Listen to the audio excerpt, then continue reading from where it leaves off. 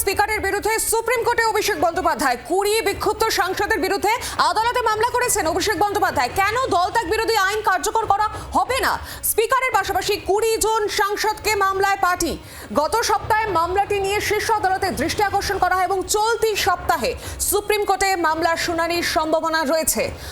লোকসভা স্পিকারের বিরুদ্ধে সুপ্রিম কোর্টে এবার অভিষেক বন্দ্যোপাধ্যায়। বিক্ষুব্ধ সাংসদের বিরুদ্ধে আদালতে মামলা করেছেন অভিষেক বন্দ্যোপাধ্যায়। কেন, তার প্রশ্ন যে কেন দলত্যাগ বিরোধী আইন কার্যকর করা হবে না? স্পিকারের পাশাপাশি 20 জন সাংসদকে মামলায় পার্টি। গত সপ্তাহে মামলাটি নিয়ে শীর্ষ আদালতে দৃষ্টি আকর্ষণ করা হয় এবং চলতি সপ্তাহেই শীর্ষ আদালতে মামলার শুনানির সম্ভাবনা। আর বিস্তারিত জানবো এই গোটা বিষয় নিয়ে। সঙ্গে রয়েছেন আমাদের প্রতিনিধি রাজীব চক্রবর্তী। রাজীব, কি জানা যাচ্ছে?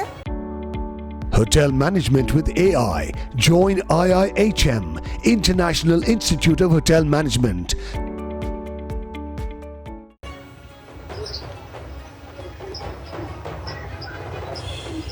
দেখো, গত 14ই জুন তৃণমূল কংগ্রেস ভেঙে 20 জন সাংসদ এনসিপিআইতে যোগ দিয়েছিলেন এবং তারপরেই তৃণমূল কংগ্রেসের লোকসভার দলনেতা অভিষেক বন্দ্যোপাধ্যায় তিনি লোকসভার স্পিকার ওম বিড়লার কাছে চিঠি দিয়েছিলেন এবং সেই চিঠিকে বলা হচ্ছে পিটিশন। প্রত্যেক সাংসদ অর্থাৎ 20 জন সাংসদ যারা দলত্যাগ করেছে তাদের বিরুদ্ধে ব্যবস্থা নেওয়া হোক, সদস্য পদ খারিজ করা হোক, এই দাবি জানিয়ে তিনি চিঠি দিয়েছিলেন। কিন্তু স্পিকার এখনো পর্যন্ত কোনো সিদ্ধান্ত নেননি।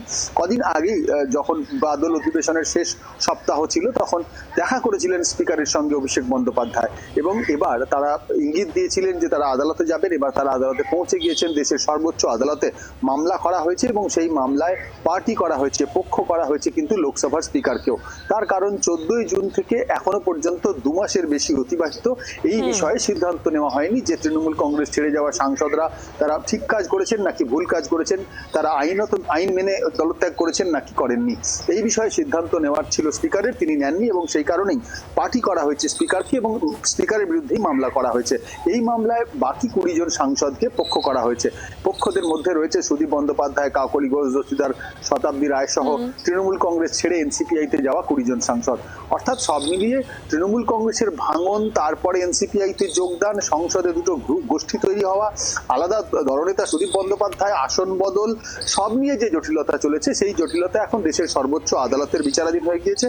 চলতি সপ্তাহে এই মামলায় শুনানি হতে পারে বলে আমরা জানতে পারছি এবং এই মামলার শুনানি হলে পুরো বিষয়টি উঠে আসবে যে স্পিকার কতটা সিদ্ধান্ত নেবেন। এবং এক্ষেত্রে মনে রাখতে হবে যে নির্বাচন কমিশন তারাও কিন্তু এখনো পর্যন্ত সিদ্ধান্ত নেয়নি, তাদের সিদ্ধান্ত বাকি রয়েছে।